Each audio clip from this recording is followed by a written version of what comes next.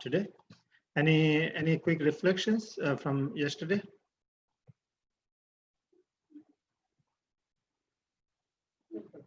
So I see that he lost the typewriter and recorder. He was very disturbed a little bit, because it's Krishna's property. But he was thinking, what is this world? Even though so much things still have people, but still people have cheating, stealing propensities. Not very civilized. Then, so then Harvey provided his loft at downtown, and he was sharing with David Allen, right? Prabhupada was sharing with David Allen, and slowly the loft was kind of occupied by Prabhupada. By so many people started coming. Am I right? So he started teaching the Sanskrit to all these students. And eventually, they focused on translation, and the regular program started going on. And okay. So yesterday we read Gunther. Gunther was sharing. Gunther was sharing his experiences. So the loft was more open than Prabhupada's previous place uptown. So there was less privacy. And here some of the visitors were skeptical and even challenging. But everyone found him confident and joyful.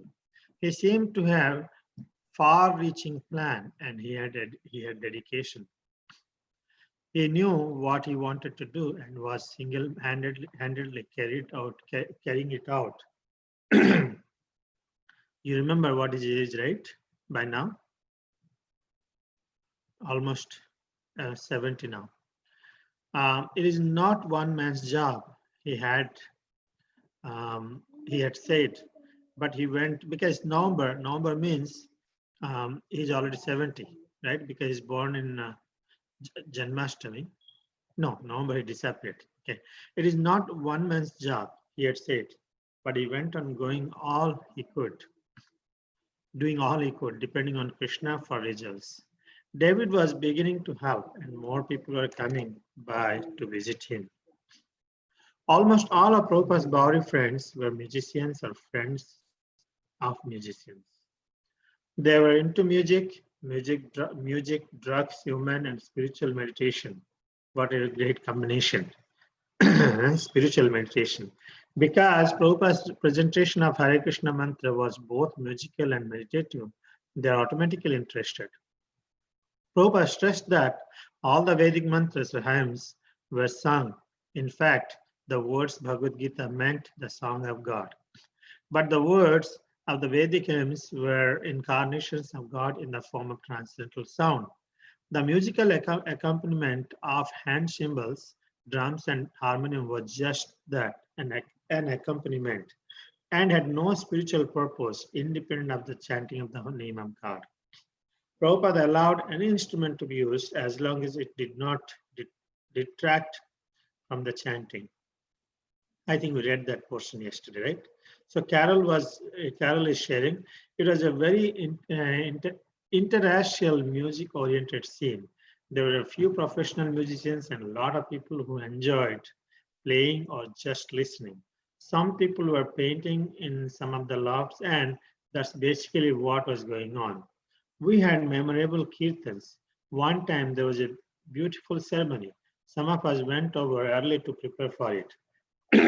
There must have been 100 people who came that day. That's nice. So this is what is the scene at the loft, Bowery, the loft in the Bowery.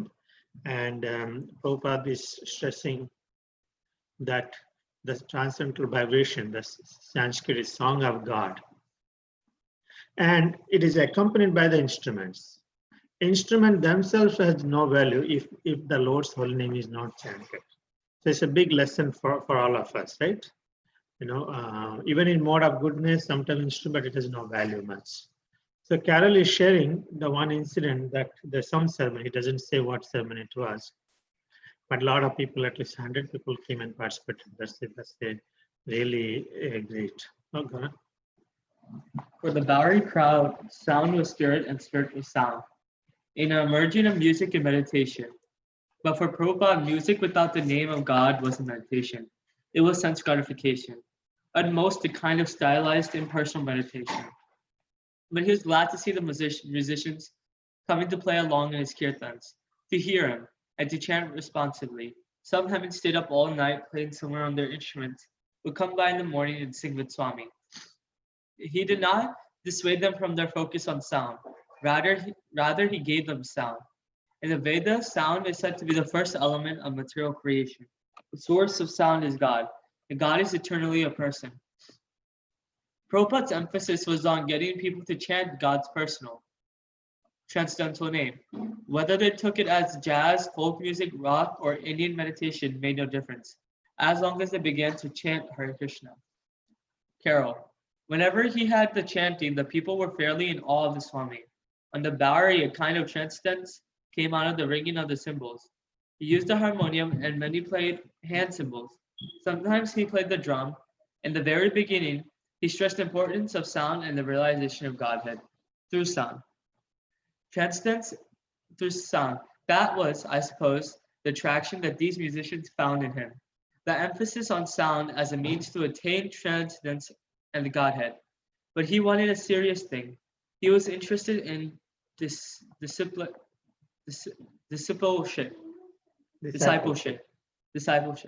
So Prabhupada would say that without the holy name of Krishna being chanted, these instruments are all for sense gratification. But he was still pleased that musicians would come and still play along with the kirtan because they would hear him and they would still chant responsively.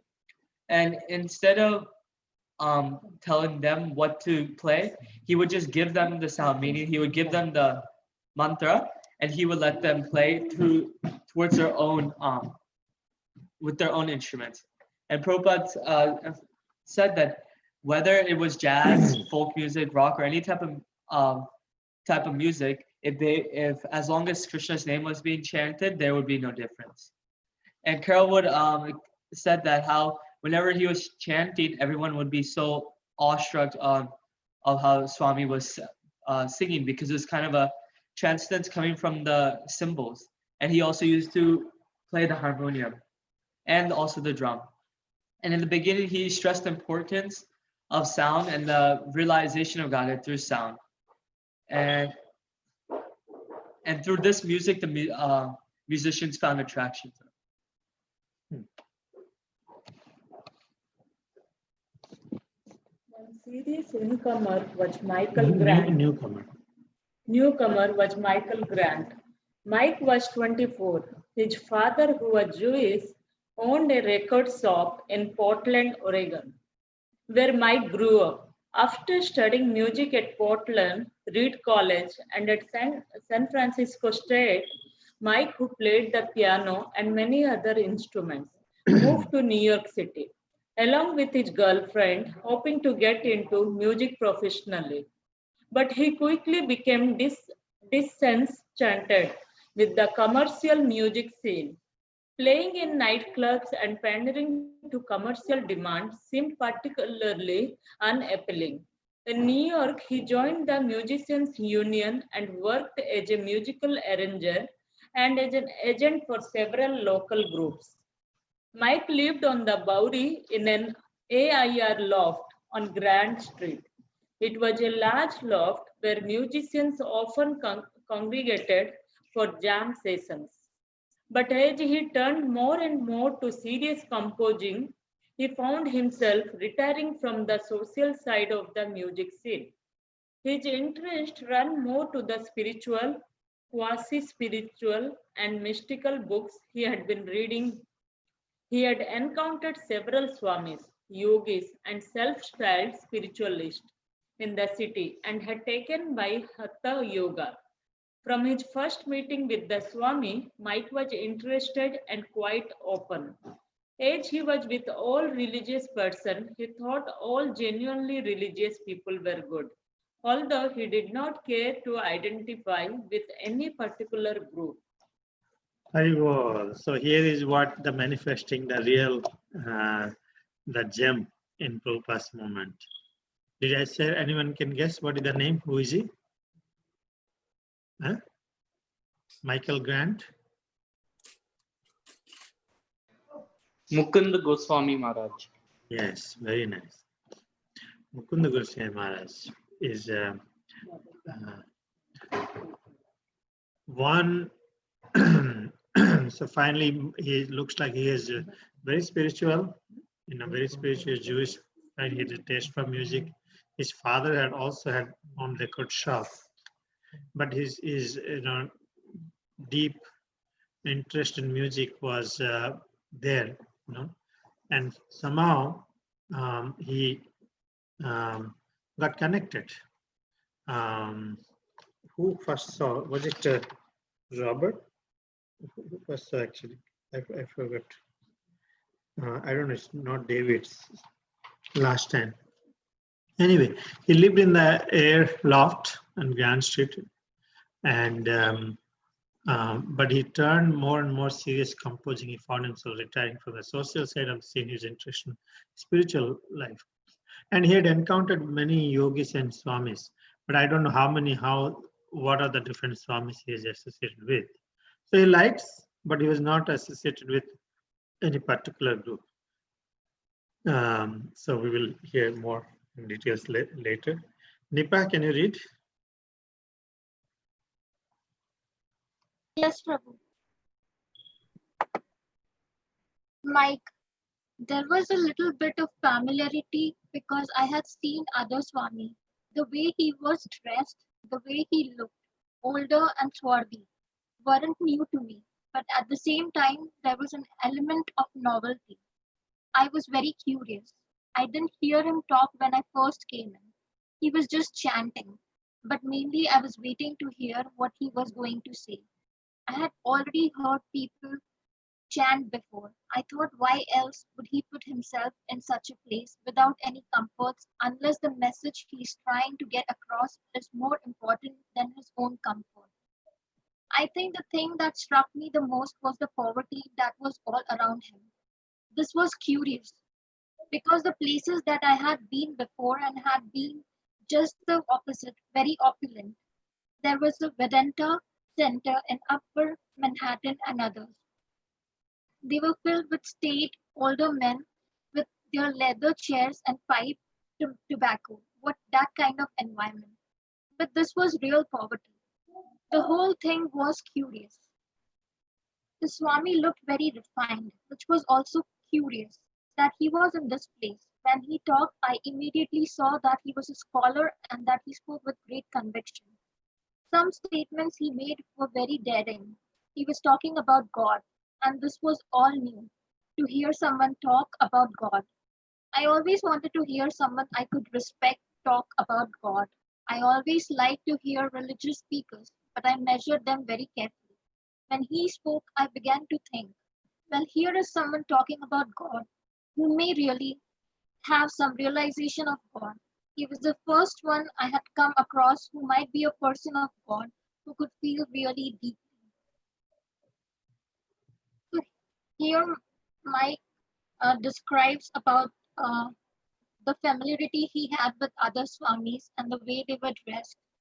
But at the same time, with Swamiji, he found some element of novelty and he was curious. When he first met Swamiji was chanting and he was waiting to hear what Swamiji is going to say. Mike had heard many chants before, but uh, he was curious to know why would someone put himself without any comforts in such a place, if only if there is a strong message to be conveyed across, which is above the comfort level.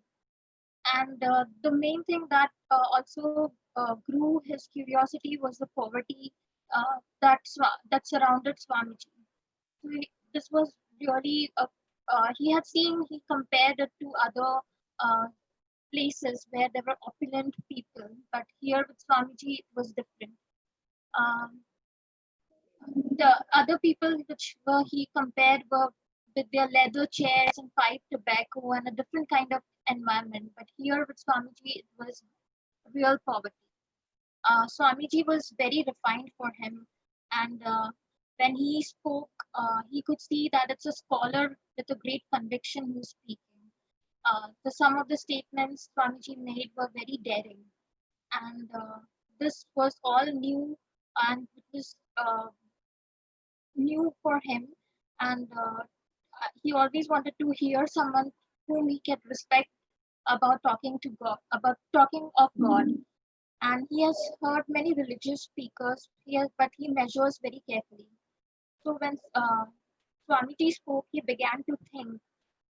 He said, well, here is someone talking about God who may really have some kind of realization rather than just talking. And he was the first one he had come across who might be a person of God. That's what he felt deeply. Very nice. Thank you. You want to say something? Okay. Prasanthi, please.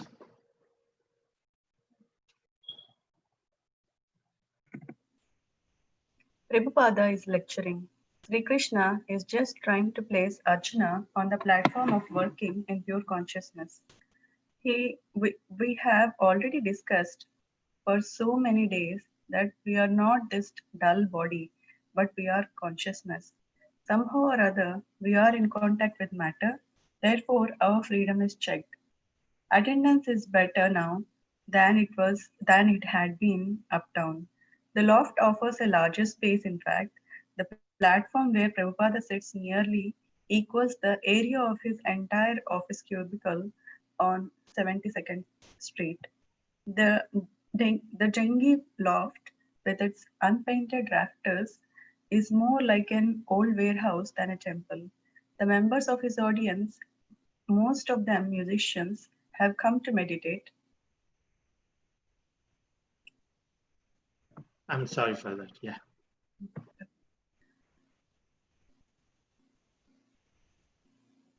The members of his audience, most of them musicians, have come to meditate on the musical sounds of Swami's Kirtana. Carl, Carol, Gunther, Mike, David, the crowd from the Paradox, and others join him on Monday, Wednesday, and Friday night when he holds classes beginning punctually at 8 o'clock. The programs consist of half an hour of chanting Hare Krishna, followed by a lecture from Bhagavad Gita, usually 45-minute long, then a question and answer period. And finally, another half an hour of chanting, everything ending by 10 o'clock.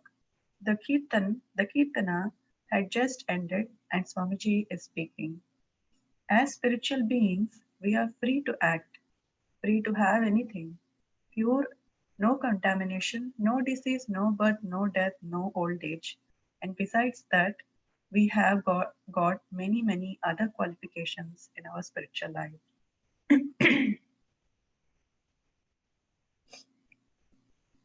So Prabhupada started lecturing and he was talking about Arjuna, Krishna talking to Arjuna um, on the platform of working in pure consciousness.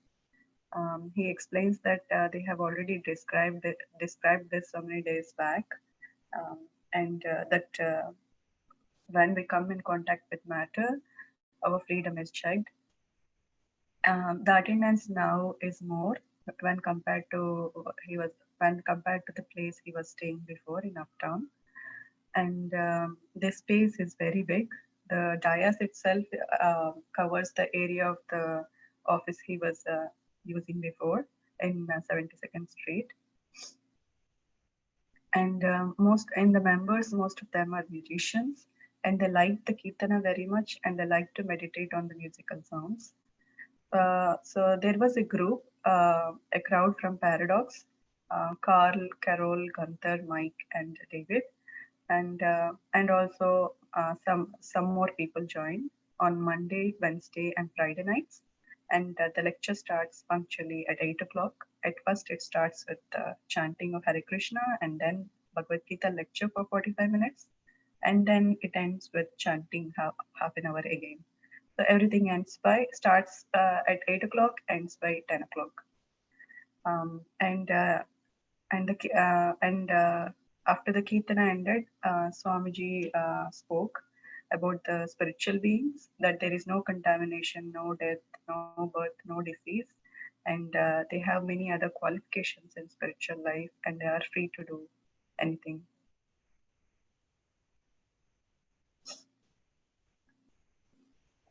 Second to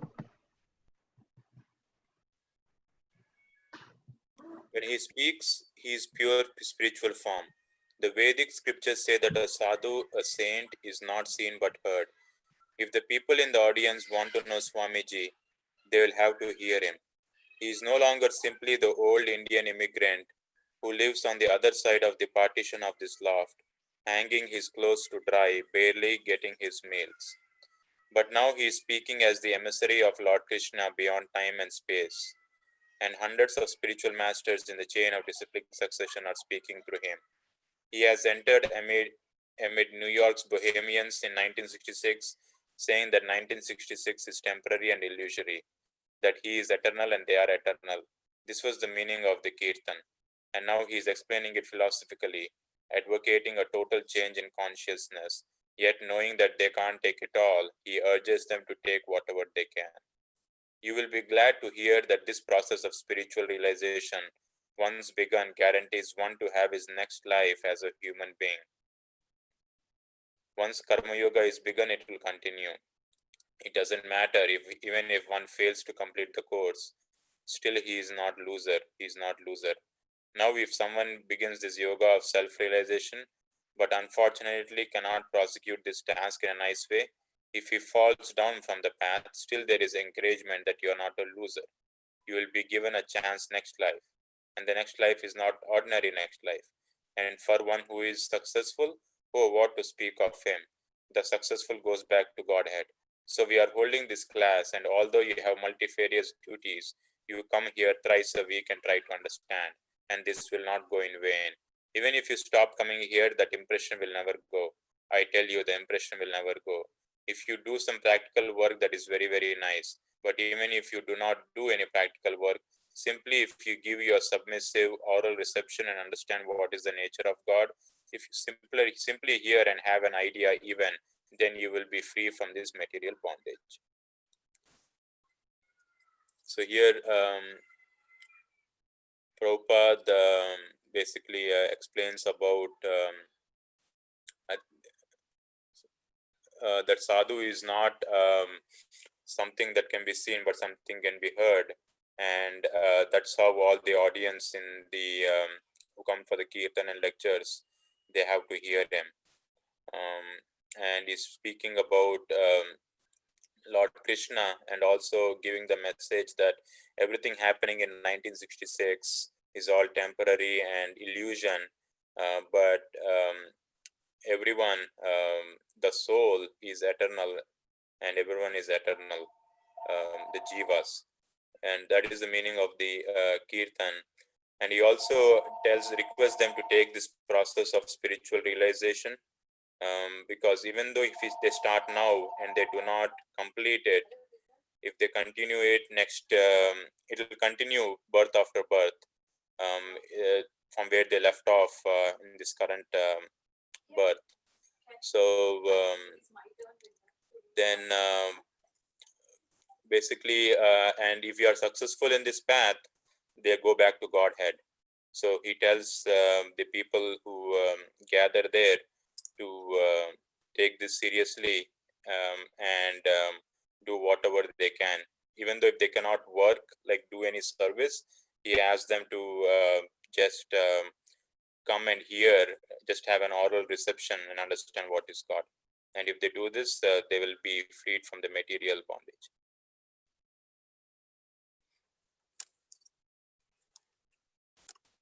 He's talking to a crowd who are deeply set in their hip life. He knows that they can't immediately give up taking drugs, and there they sit with their common law wives. Their path is to play music, live with a woman, and meditate sometimes, and be free. After hearing his lecture, they will stay up all night with their instruments, their women, their drugs, their interracial bohemian scene. Yet somehow they are drawn to Swamiji. He is got the good vibrations of the Kirtana and they want to help him out. They are glad to help because he has no one else. So Prabhupada is saying to them, that's all right. Even if you can only do a little, it will be good for you. We are all pure spirit souls, but you have forgotten. You have fallen into the cycle of birth and death. Whatever you can do toward reviving your original consciousness is good for you. There is no loss.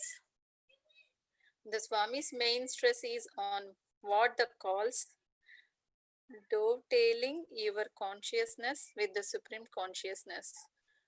Krishna is the supreme consciousness and Arjuna as the representative individual consciousness. He is asked to act intelligently in collaboration with the supreme consciousness. Then he will be free from the bondage of birth, death, old age, and disease.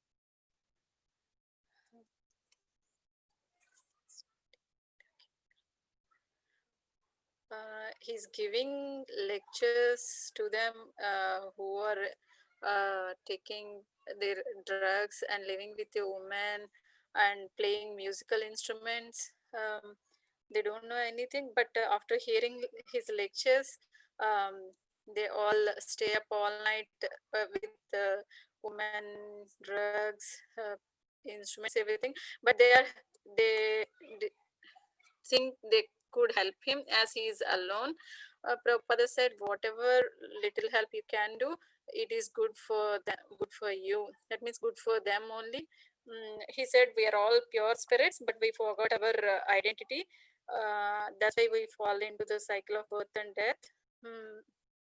And whatever with a little help also, we can revive our consciousness. It is, and this one I don't know. Next paragraph I don't know. You next part you don't know. Dovetailing your consciousness with supreme consciousness. That's what you're saying. Yes. Yeah, basically, all our activities in Krishna conscious way, purifying our consciousness by engaging our activities in the way Krishna wants. So individual consciousness is asked to act intelligently in collaboration with the supreme consciousness.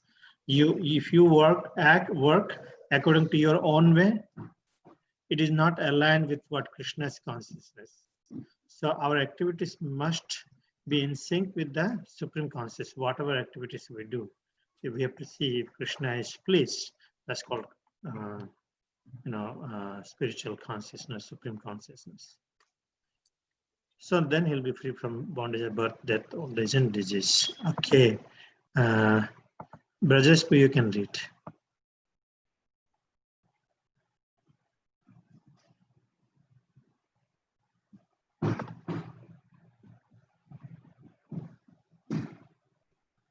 Brajespu, you're there? Okay. Sridhari or Srikar? Consciousness is a popular word in America. There's consciousness expansion, cosmic consciousness, altered state of consciousness, and now dovetailing the individual consciousness with the supreme consciousness. This is the perfection of consciousness. Prabhupada explains. This is the love and peace that everyone is really after, and yet Prabhupada talks of it in terms of war. They are talking on the battlefield, and Arjuna says, I'll not fight with my relatives and brothers for the sake of achieving some kingdom. No. Now, to the ordinary man, it appears that, oh, Arjuna is a very nice man, non-violent. He has given up everything for the sake of his relatives. Oh, what a nice man he is. This is the ordinary calculation. But what does Krishna say? He says, you are damn fool number one. Now just see, the things which are estimated in the public eye as very nice, very good, that is here condemned by God. So you have to see whether the supreme consciousness is pleased with your actions. And Arjuna's actions was not approved by Lord Krishna. It was for his own whim, sense gratification, that at first he would not fight, but in the end for Krishna's satisfaction he did fight. And that is our perfection. what we act for the satisfaction of the Supreme Consciousness. At this point, some in the audience are filled with reservations. They are all opposed to the role of United States in Vietnam, and this idea is very difficult for them. Like Arjuna, they want peace. So why is Swami sanctioning wars? So here we see that that the word consciousness was very popular in America, it looks like. So there were many different meanings of consciousness, like many perceptions, like consciousness expansion, altered state of consciousness, and many more. But out of all that, dovetailing the individual consciousness with the supreme consciousness, that's the supreme. Prabhupada explained here to the people there. So that is the love and peace that everybody is really after, dovetailing one's consciousness with Krishna's consciousness. And then Prabhupada here is explaining the Bhagavad Gita, the conversation took place on the battlefield. Arjuna was like, no, I don't want to fight. I don't want to kill my relatives and brothers for achieving some kingdom, some fame and all. But to an ordinary man, it looks like, oh, that Arjuna is a very nice man. He's not violent. He's giving up everything for his relatives. What a nice perception he has. That's what an ordinary person would think, according to ordinary calculations. But what is Krishna saying in Gita? He's saying, no, you should fight. If you think you don't want to fight, you're a fool, number one. You should fight. You're supposed to fight. So we see here how like Krishna is condemning in this case, like not fighting. So whatever is Krishna's will, that is supreme. That's what Prabhupada wants to explain. If we act according to Krishna's will, then that is above everything, above the mundane ethics. It's about that. It's transcendental. But at this point, people in audience, they were like, they had some other opinions because United States was in war with Vietnam, and then it was like a little difficult for them to digest and understand what is Krishna's supreme will and what is this fighting and all Hmm.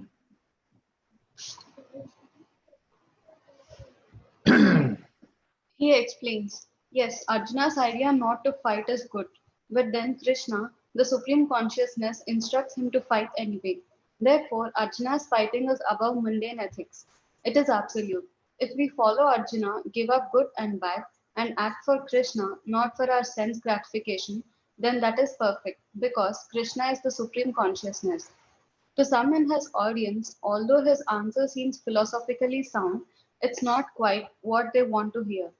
Still, they want to know his political views. Does he support America's involvement in Vietnam? Is he anti-war? But Prabhupada is neither hawk nor dove. He has no political motive behind his example of Krishna and Arjuna. His theme is simple and pure. Beyond the good and the bad is the absolute, and to act in accord with the absolute is also beyond good and bad. But what about Vietnam? Does Krishna say to fight there? No, Swamiji answers. The Vietnam War is different from the Kurukshetra War.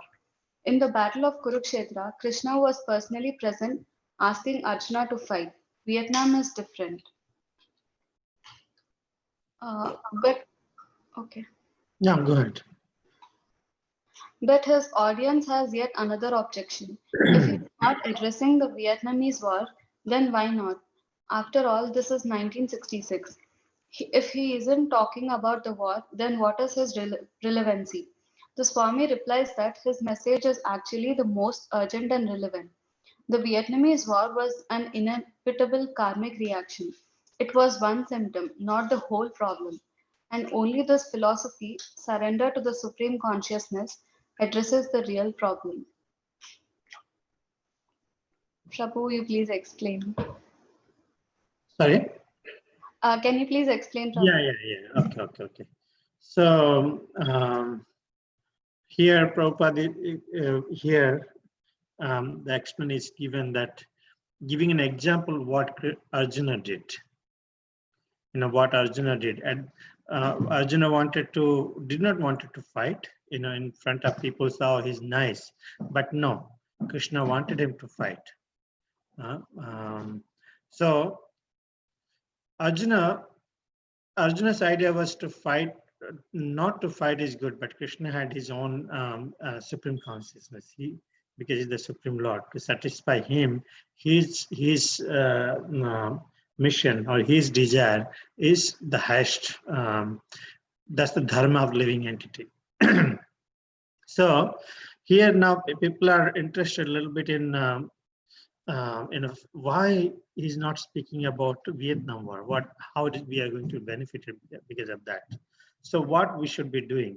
So Prabhupada said this is different, is a karmic, because this war is different than the Mahabharata war which took place. Because that place Krishna was originally present, but here Vietnam War is within the time frame. There's a beginning and there's an end, and it's not performed as a dharma yuddha.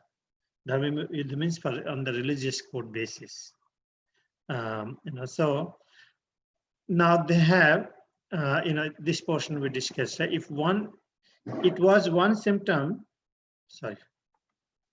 Okay, here it was one symptom, not the whole problem, and only this philosophy surrender to the supreme consciousness addresses the real problem. So that's the perception, that's the point of view. In one sense, when a conditioned soul, people are looking for only temporary things. Okay, what is next? And they're trying to see Prabhupada is favoring what his instruction, opinion on this. But Prabhupada is saying no. Surrender to the supreme consciousness address the real problem, because if you don't focus on Krishna, your Vietnam War will not have any solution, whether you win or lose. Without seeing the higher picture, supreme consciousness, if you're not done according to the will of the Lord, it does not address the real problem. Make sense? Did I miss anything here? Yeah, I think this is what we had briefly. Okay, Swati Mataji, please read. You're there. But for many, the references to fighting is so emotionally charged that they can't go beyond the immediate politics of the Vietnam to Prabhupada's real message of surrendering to the supreme consciousness. They respect the Swami. They realize he refers to deeper philosophy. Yet the story of Arjuna and the war makes things difficult. The Swami nonethelessly continued to refer to Arjuna's fighting as a classic example of Bhagavad Gita basic teachings. It's not the basic teachings his audience is having difficult with. It's an example. Prabhupada has deliberately handled his audience a violate Volatile analogy. volatile analogy. He hasn't come to join their peace movement, and he doesn't accept their short sighted concept of peace. He confronted them. It is better to fight in Krishna consciousness than to live in so called peace devoid of God realization. Yes, the example is hard for them to accept. It makes them think, and if they do accept, then they might come near to understanding the absolute. It is very difficult devoteling our consciousness Okay. devoteling our consciousness with the supreme consciousness. Not at all. Not at all. No sane man will say, oh, it is not possible. Okay, so this also reminds of same situation that Prabhupada went through, right? Similar situation when he first met his spiritual master Bhaktisiddhanta Saraswati Thakur at Altadang, and Altadang, right? He met his. So first he said, "Let India get freedom. Who will listen to Krishna consciousness? Our message. If let India get freedom." So it's similar, here, same people are into the similar situation of Vietnam War, and they're always inquisitive. Mind is always inquisitive in Bisa. Bisa means material knowledge. So Prabhupada is really trying to bring them a higher picture by gradually purifying their consciousness. He said he has elaborately handed his audience a volatile analogy. He doesn't come to join their peace movement, and he doesn't accept this, short-sighted concept of peace. He confronts them. It is better to fight in Krishna consciousness than to live in a so-called peace devoid of God realization. Isn't it? So this is the Vaishnava philosophy. Because today you're peace, but birth, death, old age, disease is there. So Prabhupada is coming in higher. What is the point of getting peace you will really not get free from all the miserable condition of life in any way. So now his point is it very difficult dovetailing our consciousness with the supreme consciousness? Not at all. The no sane man will say, oh, it is not possible, because he's confident. He's going to teach his students what it is, and gradually, okay, we will. Vijayan and Prabhu, please. He's not suggesting that to dovetail with the supreme consciousness, they will have to fight in Vietnam or perform some other horrible act on behalf of God. He knows that spiritual life will have to be more attractive than material life, or his audience will never take to it. He wants to bring the theme of dovetailing with the supreme consciousness down to something practical, something all attractive and beautiful, something anyone could do and would want to do.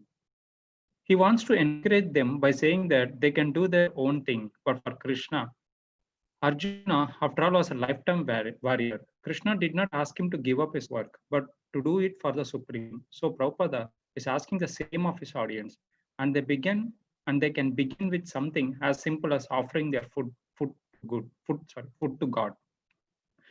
Because everyone has to eat, so God wants to eat something. Why don't you first offer your food to God? Then you eat. But you may say, but if God takes it away, then how shall I eat? No. God will not take it. Daily, after preparing our foodstuffs, we are offering to Krishna. There is a witness. Mr. David had seen. Prabhupada loves. God eats, but his spiritual eating is such that even after his eating, the whole thing is still there. So this describes how what kind of mindset Prabhupada was having to attract all those hippies and all those people who are gathering. So he thought he need to find a way that he should make his points and preaching attractive, that that should make people more attractive, that should make the people should feel like spiritual life is more attractive than material life. Otherwise, audience will not give importance and they will not follow it. So basically, he's keeping that point in mind. Even he gave the example of Arjuna, who was a lifetime warrior, and Krishna did not ask him to leave his work. Rather, he asked to do on behalf of the Supreme. And similarly, Prabhupada had the similar preaching, kind of similar message. So he started with simply saying that anyway everyone is eating and preparing the food and eating in the houses, and so he suggested first as a simple thing, everyone should offer their food to God and then eat it. And he also as in a humor sense, he was also saying that don't worry that God will eat the food. God will be eating food, but it will be like spiritual eating. And so even though God is consuming the food, it will be the whole food will be still there. So he suggested everyone to offer the food to the God and accept them as a prasadam.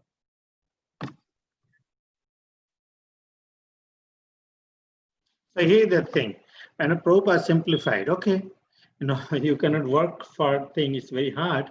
At least do something, according to capacity. Start at least offering food.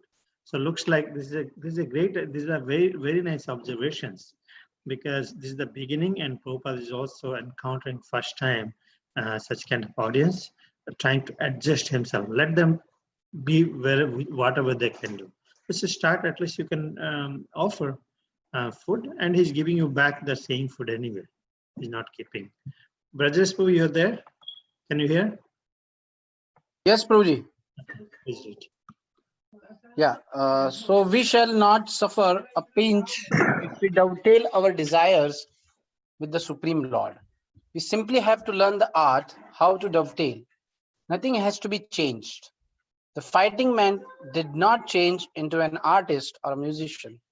If you are a fighting man, you remain a fighting man. If you are a musician, you remain a musician. If you are a medical man, you remain a medical man. Whatever you are, you remain. But dovetail it. If by my eating the Lord is satisfied, then that is my perfection. If by my fighting the Lord is satisfied, then that is my perfection. So in every sphere of life, we have to know whether the Lord is satisfied. That technique we have to learn. Then it is as easy as anything. We have to stop creating our own plans and thoughts and take the perfect plans from the Supreme Lord and execute them. That will become the perfection of our life.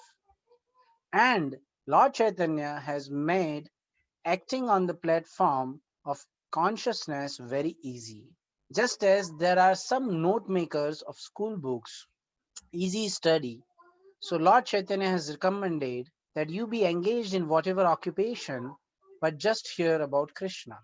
Continue to hear the Bhagavad Gita and chant Hare Krishna. It is for this that we are trying to organize this institution. So you have come, and whatever work you do, it doesn't matter. Everything will be adjusted by and by, as our mind becomes clear simply by hearing. If you continue this process, chanting the Krishna name, you will practically see how much your heart is becoming clear and how much you are making progress towards spiritual realization, the real identity of pure consciousness. Prabhupada is speaking on behalf of the Supreme Consciousness, and he offers his day-to-day activities as an example, dovetailing with the Supreme. So Prabhupada is very wonderfully explaining the concept of dovetailing our desires with the Supreme Lord. And in that process, whatever we are doing, we have to understand that I have to do it for Krishna. So if you are a medical man, he gives various examples of various professions like medical man and musician and fighting. And he's saying that we have to learn this technique, and it is very easy. And this that will become the perfection of our life. And then he gives the example of Lord Chaitanya Mahaprabhu making the program of understanding, working on the platform of consciousness very easy. Just as he gives the example of note making, there are easy study guides books. So Lord Chaitanya has given us that whatever occupation we are engaged in, just hear about Krishna and Bhagavad Gita and chanting. So everything will be adjusted and our mind become clear simply by hearing Shravanam. So we have to continue this process of chanting the name of Krishna, and we will see practically how much our heart is becoming clear, and we are making progress towards spiritual realization, real identity of pure consciousness. And Prabhupada finally says, speaking on behalf of spiritual consciousness, he offers his day-to-day activities. So we are reading here the Lilamrita, so we are seeing how through day-to-day activities, he's giving an example of dovetailing everything with the Supreme. It's very nice. Prabhupada is gradually also, watering down in the sense that, whatever the level at least they can accept. Yes. If surrender will not going to work for them. True. Dovetailing will not work for them. Okay, whatever you're doing, Right. even if you cannot do, just come and hear. Yes. That'll be enough for now. Isn't there that? Isn't that like in chapter 12 of the Gita? There's that similar. It's like, here's what you should do. If you can't do that, do this, and just do something. Was the gist of it, right? Yes. If you cannot give up everything, just follow the regulatory principles. If you cannot do that, work for me. If you cannot do that, offer your results to me. If you cannot do that, also speak good about at least for me. So some or other. Something for everybody. Yep. Yeah. Now, because you opened your mouth, you have to read. Fair enough. All right. So, starting with I am here. Yep.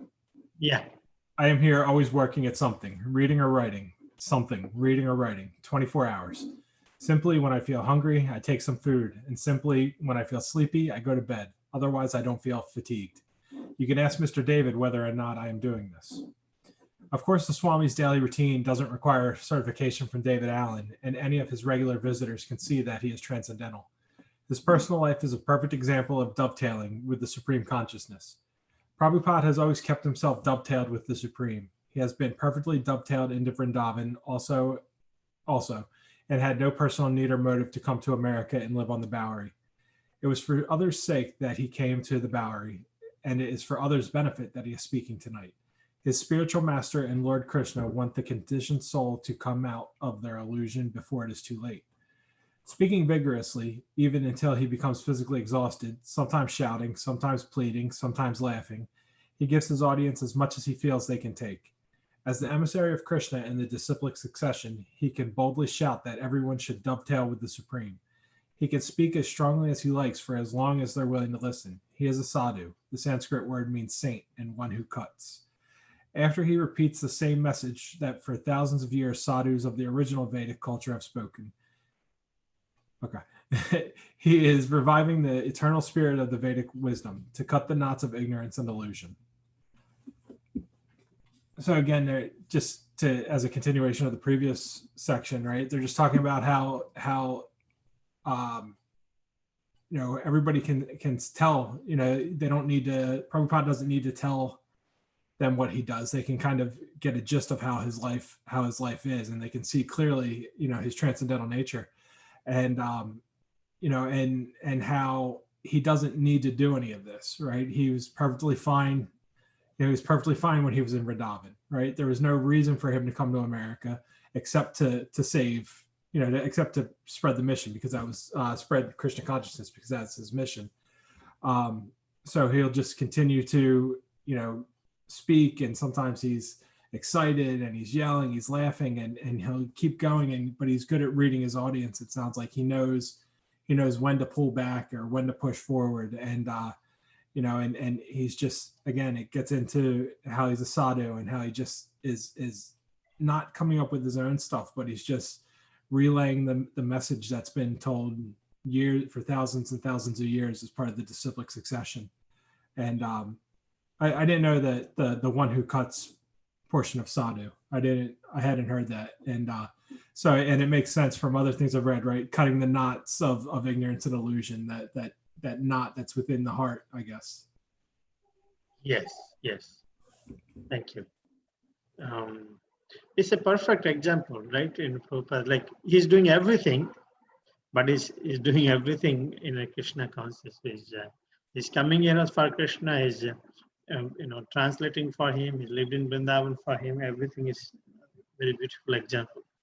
Go ahead. Yeah. So everything is illusion from the beginning of our birth, and that illusion is so strong that it's very difficult to get out of. The whole thing is illusion. Birth is illusion. The body's illusion. The bodily relationship and the country are illusion. The father's illusion. The mother's illusion.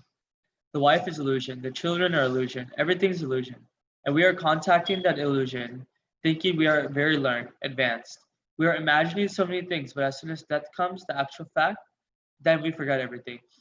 We forget our country, we forget our relatives, we forget our wife, children, father, mother. Everything is gone. My grand. I went up to him afterward. I had the same feeling I'd had on other occasions. When I'd been to hear famous people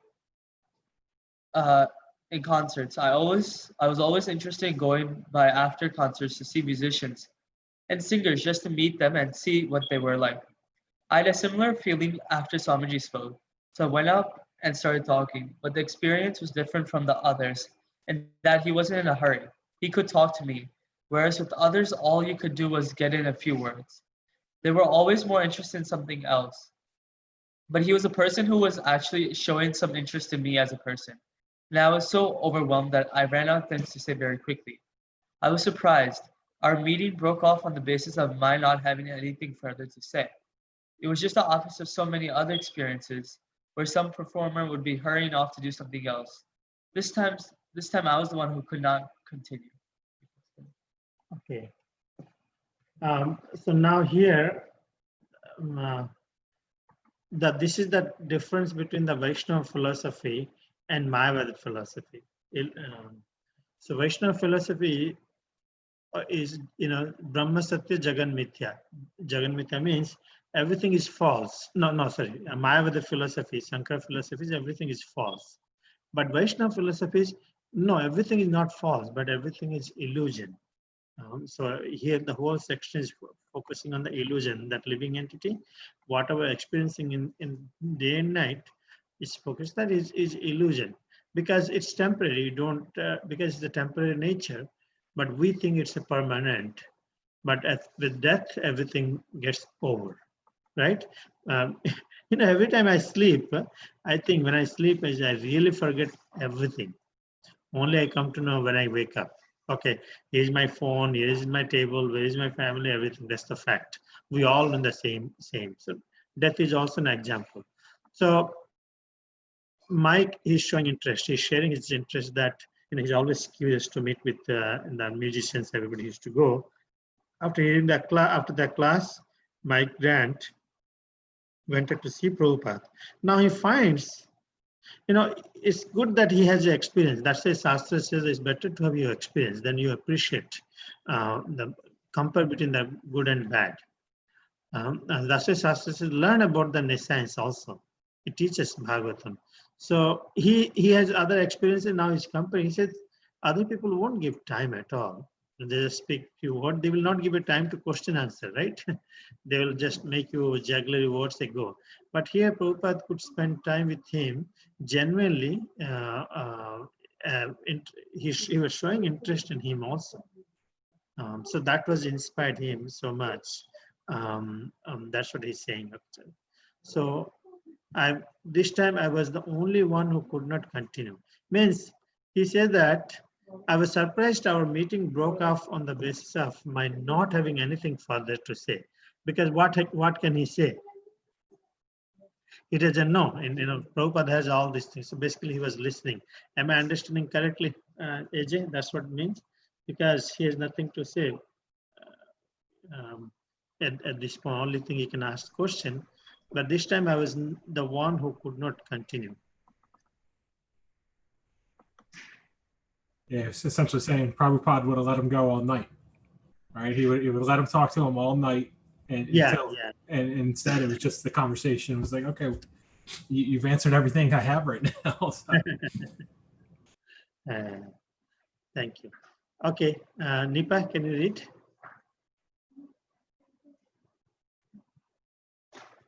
You still there?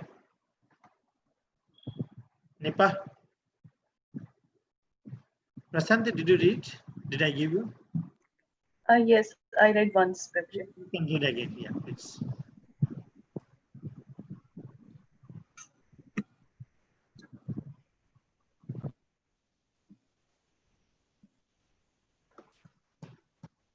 Can you read, Prasanthi? Sure. Yeah. Prabhupada liked to take walks. From his doorstep at 94 Bowery, he would see directly across the street the Fulton Hotel, a 5-story flop house. Surrounding him were other lower Manhattan lodging houses whose tenants wandered the sidewalks from early morning till dark. An occasional flock of pigeons would stir and fly from one rooftop to the next or descend to the street. Traffic was heavy. The Bowery was part of a truck route to and fro from Brooklyn by way of the Brooklyn and Manhattan bridges. The Bowery sloped gently downhill toward the north, and Prabhupada could see signboards, a few scraggly Manhattan trees, and the street lights and traffic signals as far up as 4th Street. He could see Con Edison with its prominent clock tower, and if there were no clouds, the top of the Empire State Building on 34th Street. He would walk alone in the morning through the Bowery neighborhood. The month of May that year saw more frequent rains than was normal, and Prabhupada carried an umbrella. Sometimes he walked in the rain.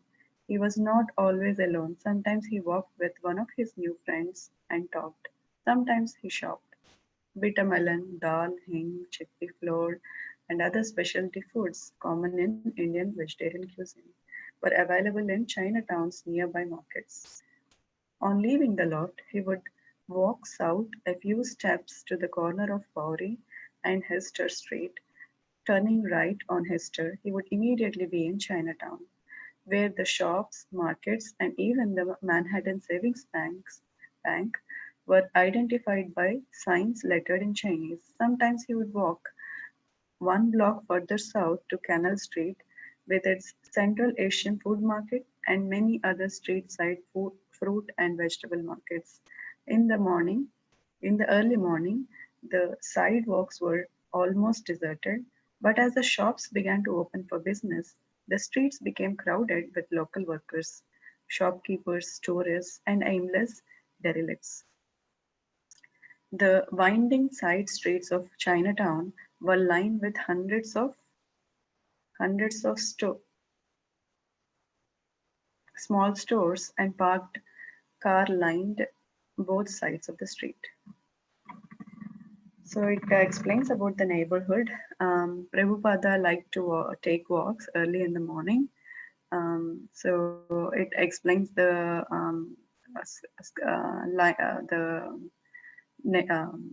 streets and also about the buildings surrounding in the Bowery. Um,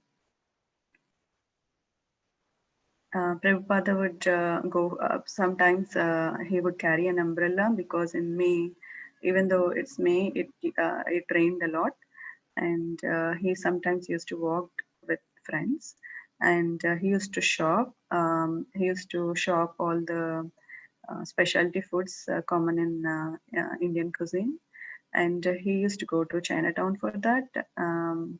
And in the Chinatown, there are a lot of places like banks and other shops with the signs in Chinese. And he also used to go to the Asian food market to shop fruit and vegetables. And and basically it explains about the streets, how they are crowded. Initially they were not deserted and early in the morning, and how they become crowded with the local workers.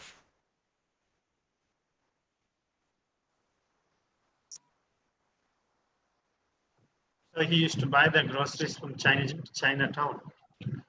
That's the initial days. Okay.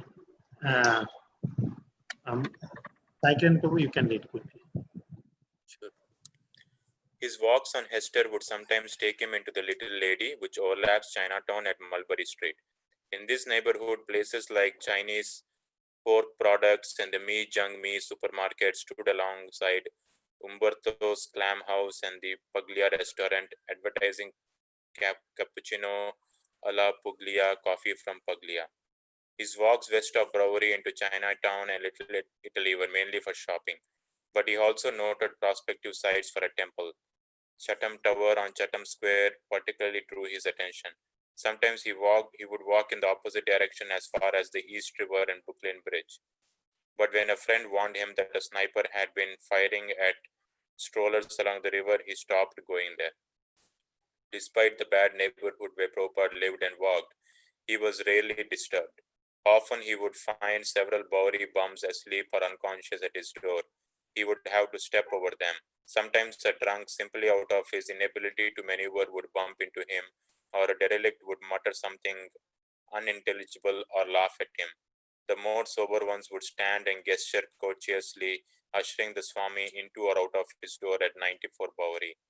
He would pass among them, acknowledging their good manners as they cleared his path. Certainly few of the Bowery men and others who saw him on his walks knew much about the small elderly Indian sadhu, dressed in saffron and carrying an umbrella and a brown grocery sack. So here it describes about the walks, the little walks that Prabhupada used to take. He used to sometimes go to Chinatown and Little Italy on the west when he walks west. And then sometimes when he walks east, he would go to the East River and the Brooklyn Bridge. But when a friend warned him that there was some active shooting, like a sniper has been shooting at strollers, he would stop going there. And then even though it was a bad neighborhood, he was not disturbed. Sometimes the derelicts would bump into him, or sometimes they would obstruct his way. They would lie unconscious at his door. He would have to step over them, and then some of the more sober ones would stand, and they would give him the way, and Prabhupada would acknowledge them because of the good manners. And few of the people in brewery recognized him when he was going on his walks.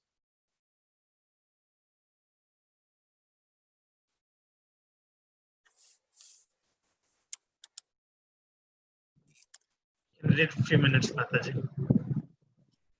Sometimes Prabhupada would meet one of his new friends on the street. John, Michael Grant's girlfriend, met him on several occasions as he was out walking. John, I would see him in the midst of this potpourri of people down there, walking down the street. He always had an umbrella, and he would always have such a serene look on his face. He would just be taking his afternoon jaunts, walking along, sometimes stepping over the drunks. And I would always get sort of nervous when I would meet him on the sidewalk. He would say, "Are you chanting?" And I would say, "Sometimes." And then he would say, "That's a good girl." Sitting cross-legged, his back to the shelf with its assortment of potted plants, a whitish chadra wrapped in wide, loose folds across his body, Prabhupada looked grave, almost sorrowful. The picture and an accompanying article appeared in a June issue of the Village Voice. The article read, "The meeting of the mystical West and practical East comes alive in the curious contrast between A.C. Bhaktivedanta Swami and his American disciples. The Swami, a cultivated man of 70 with a distinguished education, is here for a year to preach his gospel of peace, goodwill, nearness to God, and more practically, to raise money for his American church. Like his teachings, the Swami is sensible and direct.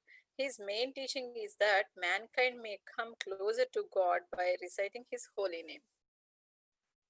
Uh, on walking, Prabhupada used to meet some of the new friends on the street, and he met Jan, Michael's girlfriend, and he used to ask her whether she's chanting, and she said sometimes. Prabhupada said, "That's a good girl." He always had an umbrella and has a serene look on his face, is the description given by John. And Jan is Janaki, later become Janaki, who went to Europe, and Michael is Mukunda, who went to Europe and London to open the center. Janaki's sister also joins. She is Yamuna Devi. Govindam Adi Purusam Tamam Bhajami. When we sing in the morning temple, the recording, the Radha Krishna temple, Jan's sister, Janaki. So she's sharing her initial experiences. So finally, this article came in the newspaper. June issue of Village of Choice actually says the mystical West and practical East comes alive in the curious contrast between American A.C. Bhaktivedanta Swami and his American disciples. Basically, at least started coming up. What do you call? People started observing, and it started spreading the news in this way. Anyway, thank you so much. We have 2 minutes. I have a quick announcement. Tomorrow, day after tomorrow, Friday night, which we will join 5 minutes before. Please join. We have a very special guest. His Holiness Giriraj Swami is going to share. We will have a live experience. He was supposed to be here because of the corona. He could not come. Very, very senior. He's the one who went to India, established Bombay Temple, Juhu Temple. He was a Juhu Temple president early. He was the one who was working on the the memberships. It's very, very advanced soul, very, very advanced soul, a lot of disciples. So we are fortunate that we will have. I request all of you join and also bring more people, because he's going to share a generic experience that how he came to ISKCON, and his experience is going to share. So everybody try to reach out, 3-4 people and get them. We'll be combining ISKCON Philadelphia devotees and us both that day. That is one thing. Tomorrow morning, AJ, you know Ravindra Swarup Prabhu? Ravindra Swarup. Okay, he used to be Philadelphia Temple president. He served for many years. He's in upstate New York. He's very, very scholarly, wrote several things, very, very scholarly. And he's going to give Bhagavatam class tomorrow, I think around 8:30 or something. I will send the information. So anyone is available, they can join Bhagavatam class online. I suggest if you can, that's best. Thank you so much, everyone. Please try to make at least Friday night with more people. Try to spread as much as possible. Hare Krishna. Srila Prabhupada ki jai. Hare Krishna. Prabhupada Lilamrita ki jai. Hare Krishna. Hare Krishna. Have a good night. Good night.